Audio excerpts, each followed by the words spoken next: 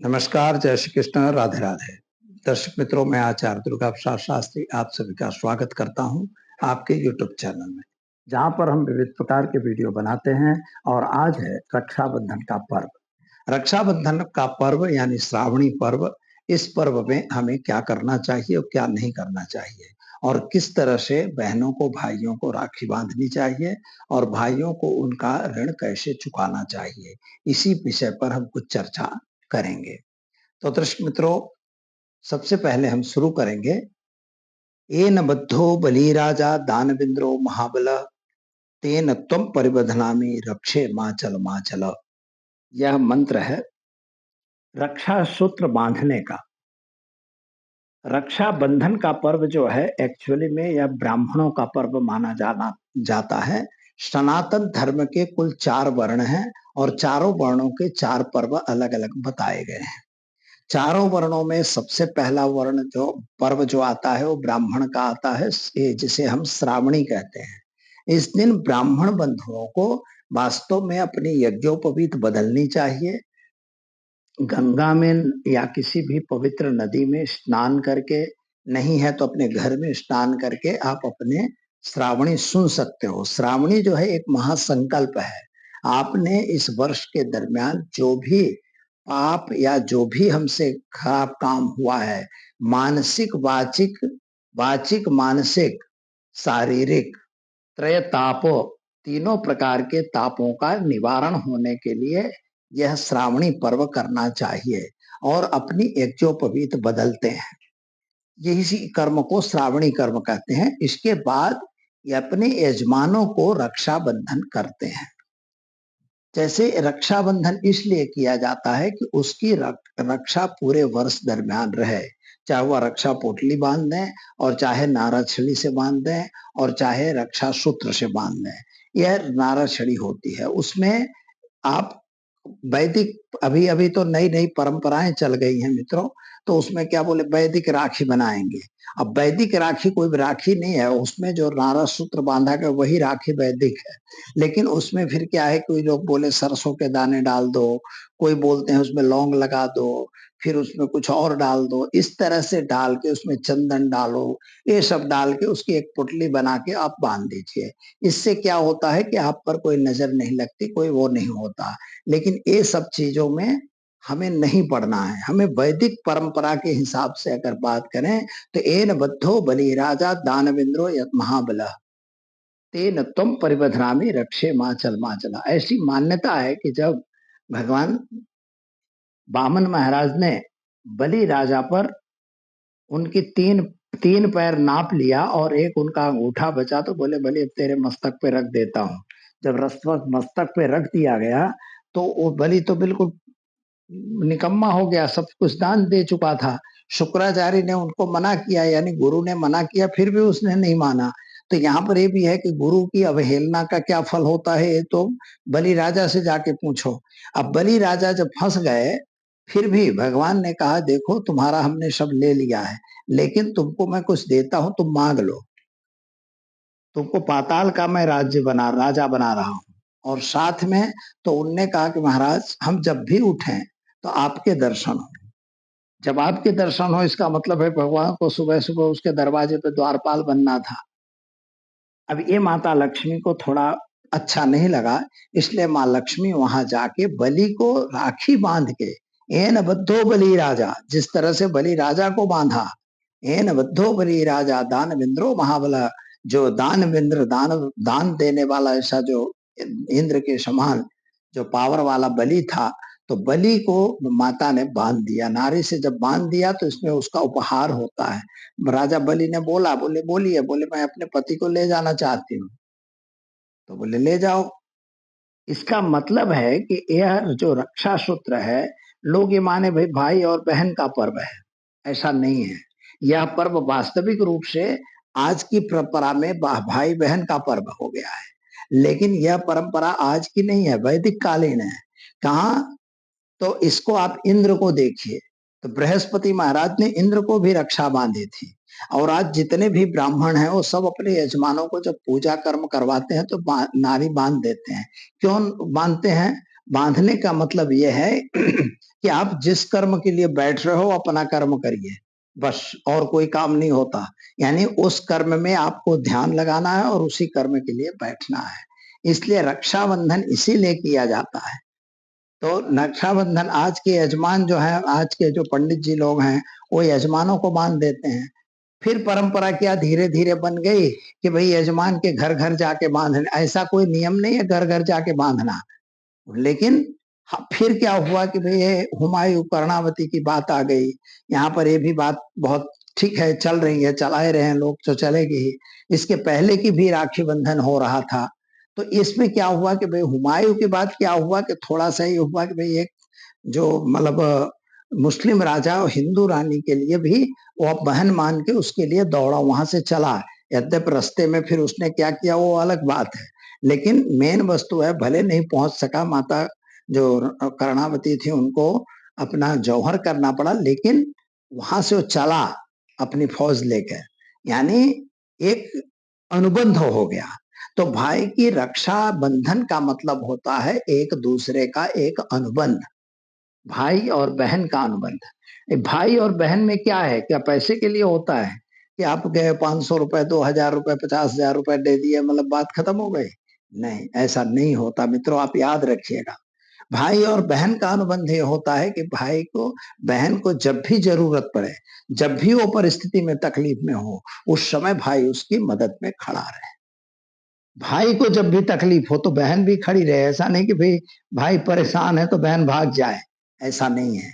इसलिए एक दूसरे के अनुबंध को ही रक्षाबंधन का पर्व माना जाता है।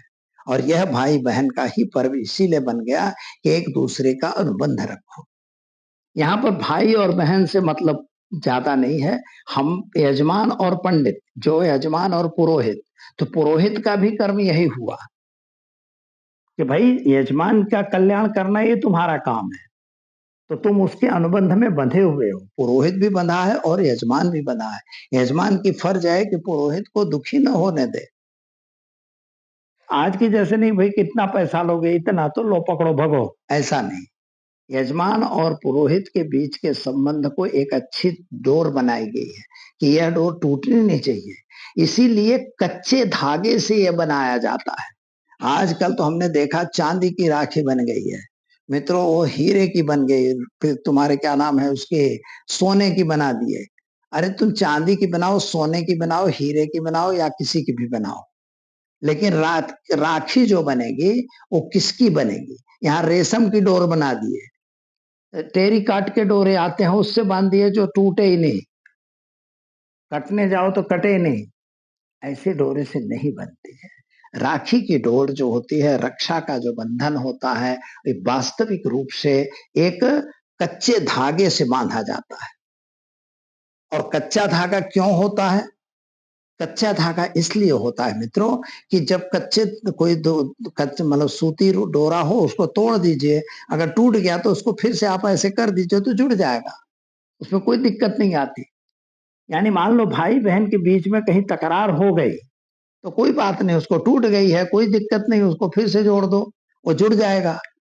ये दोनों का प्रेम अमर होता है। ये कोई प्रेम ऐसा नहीं होता कि भाई मिलकत के लिए है या धन के लिए है या दौलत के लिए है, ऐसा नहीं होता है। इनका प्रेम अमर होता है। यह प्रेम अपने आप में एक दूसरे के प्रति एक दूसरे के विरुद्ध एक जवाबदेही होती है कि जवाब देना चाहिए, एक दूसरे के लिए बने हुए हैं, इसलिए आपको इस पर्व को मनाना चाहिए।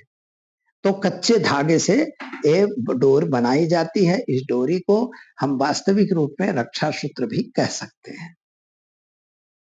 वैदिक राखी की मैंने बात कर दी आपको, लेकिन मित्रों मेन चीज इसमें है कि आपके कच्चा डोरा क्यों, तो ये आप समझ लीजिए कि आपके संबंध टूट भी सकते हैं लेकिन फिर से जुड़ सकते हैं।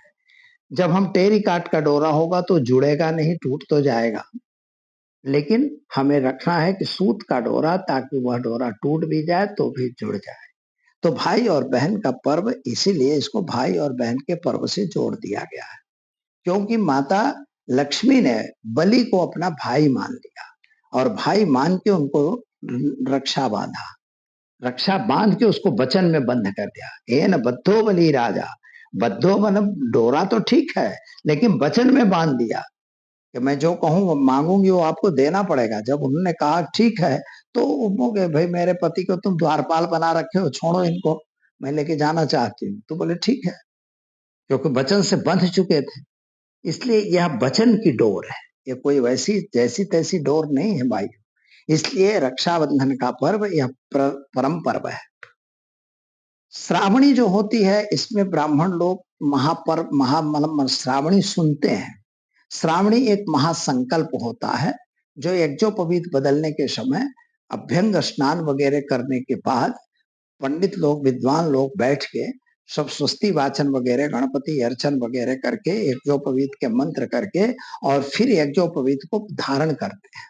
वहां पर श्रावणी संकल्प सुनते हैं कि वर्ष के दरमियान लेह्या लेह, चोष्या चोष्य, शोष्या शोष्य, स्पर्शा स्पर्श, खाद्या खाद्य, पीता पीत वगैरह बहुत सारे मंत्र हैं। मतलब उसमें ये कोई भी पाप ऐसा नहीं है कि जो आपके द्वारा न हुआ हो। जो भी पाप आपने किए हैं वो सब पाप का नाम अंदर आ जाएगा। तो वो पापों का प्रायश्चित होता है कि हमने ये जो किए हैं, अब हम अगले वर्ष ये सब नहीं करेंगे, हम इन सब से दूर रहेंगे। यह दूर रहने का भाव करके और यह श्रावणी सुनी जाती है। इसीलिए दो चीजें हैं मित्रों, सबसे बड़ा पर्व इस वर्ष यह है कि यह 164 वर्ष बाद आ रहा है यह समय, कि जिस समय में हमारे सौभाग्य योग का योग बन रहा है। श्रवण नक्षत्र भी आ रहा है। सबसे बड़ी बात है कि श्रवण नक्षत्र है, सौभाग्य योग है। और इसके अतिरिक्त सबसे बड़ी स्थिति यह बन रही है कि जो हमारा यह पर्व है, यह पर्व वास्तविक रूप से सुंदर और उत्तम है। विष्टिकरण नहीं आया, यानी भद्रा नहीं आई। हर वर्ष हम देखते हैं कि भद्रा आ गई है, तो भद्रायाम दहन कर्तव्यम, श्रावणी पूर्णिमा तथा होलिका दहन और श्रावणी भद्रा में नहीं की जाती है। यदि कर्तव्यम अगर किया गया तो क्या होता है, दुर्भिक्षम, तो दुर्भिक्ष पड़ता है, दुष्काल पड़ता है और आगजनी की घटनाएं बनती हैं। इसलिए यह पर्व बहुत अच्छा पवित्र पर्व है। जो समय जो है वास्तविक रूप से इसका समय जो दिया गया है, तो 9 तारीख को 14:24 तक श्रवण नक्षत्र रहने वाला है मित्रों। और यहाँ पर श्रावणी पर्व जो है 13:26 तक है, यानी दोपहर 1:26 तक का समय आपके लिए बहुत पुण्य पर्व है। उसके बीच में आपको राखी बांध देनी है। यहाँ लोग फिर कहते हैं बोले काल चौघड़िया, ये चौघड़िया, इसका कोई लेना देना नहीं है। होरा जरूर आप देख सकते हैं कि अच्छी होरा में बांधिए, लेकिन ऐसा भी जरूरी नहीं है, क्योंकि पूर्णिमा के दिन बांधना है तो 13:26 के पहले पहले राखी बांधनी है। बस इतना ही आपको मन में दिमाग में रखना है और आप अपने भाई को जाके प्रेम से राखी बांधिए। राखी बांधने से पूर्व स्वस्ति वाचन होता है। स्वस्ति वाचन के बाद उनको मिठाई वगैरह खिलाया जाता है और फिर उनको रक्षा सूत्र बांधा जाता है। भाई अपनी बहन को गिफ्ट देता है, जो भी उसके पास उसकी कैपेसिटी हो उसके हिसाब से। बस इतना सामान्य पर्व है, लेकिन यह बहुत बड़ा पर्व है, क्योंकि यह एक भाई और बहन के बीच का अनुबंध है। एक दूसरे की रक्षा करने के लिए यह पर्व मनाया जाता है।